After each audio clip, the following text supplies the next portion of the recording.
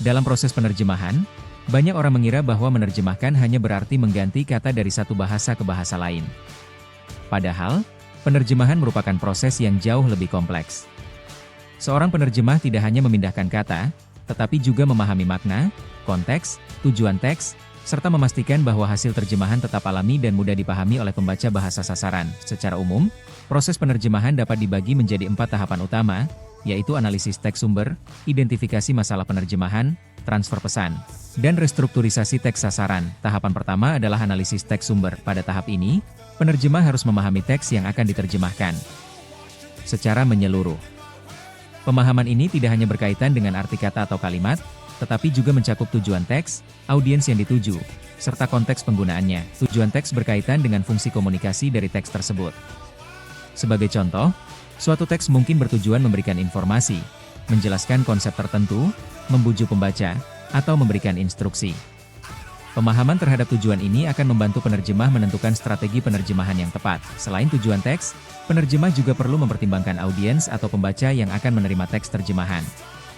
Teks yang ditujukan kepada masyarakat umum tentu berbeda dengan teks yang ditujukan kepada akademisi atau profesional. Oleh karena itu, pilihan kata dan gaya bahasa harus disesuaikan dengan karakteristik pembaca. Aspek lain yang juga penting adalah konteks teks. Konteks dapat berkaitan dengan situasi sosial, budaya, maupun bidang keilmuan tertentu. Sebagai contoh, teks hukum, teks medis, dan teks sastra memiliki karakteristik bahasa yang berbeda. Dengan memahami konteks tersebut, penerjemah dapat menghindari kesalahan makna dalam proses penerjemahan. Setelah memahami teks sumber secara menyeluruh, tahap berikutnya adalah identifikasi masalah penerjemahan. Dalam proses penerjemahan, sering muncul berbagai tantangan linguistik.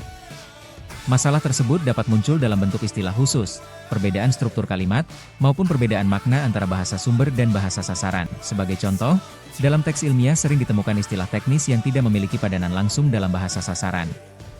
Dalam situasi seperti ini, penerjemah perlu menentukan strategi yang tepat, misalnya dengan mencari padanan yang paling mendekati, menggunakan istilah serapan, atau memberikan penjelasan tambahan. Selain istilah, masalah juga dapat muncul pada struktur kalimat.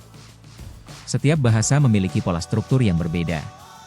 Kalimat yang panjang dan kompleks dalam bahasa sumber terkadang perlu disederhanakan agar lebih mudah dipahami dalam bahasa sasaran. Permasalahan lainnya berkaitan dengan makna dan nuansa bahasa. Beberapa ungkapan memiliki makna kultural yang tidak selalu dapat diterjemahkan secara harfiah.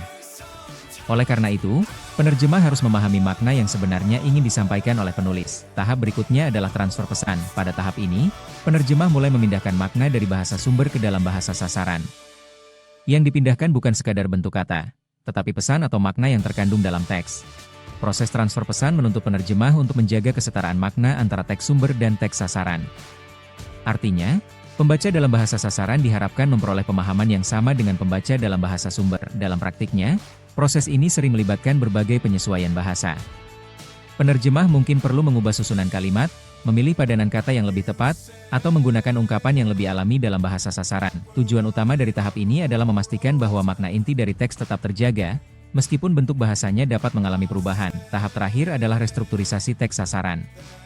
Setelah makna berhasil dipindahkan, penerjemah perlu menyusun kembali teks dalam bahasa sasaran agar terdengar alami, jelas, dan mudah dipahami oleh pembaca. Pada tahap ini, penerjemah meninjau kembali hasil terjemahan untuk memastikan bahwa struktur kalimat sudah sesuai dengan kaidah bahasa sasaran. Selain itu, aspek keterbacaan juga menjadi perhatian utama. Keterbacaan berkaitan dengan seberapa mudah teks dipahami oleh pembaca. Kalimat yang terlalu panjang atau terlalu kaku seringkali perlu disederhanakan agar lebih komunikatif. Selain keterbacaan, aspek kealamian bahasa juga sangat penting.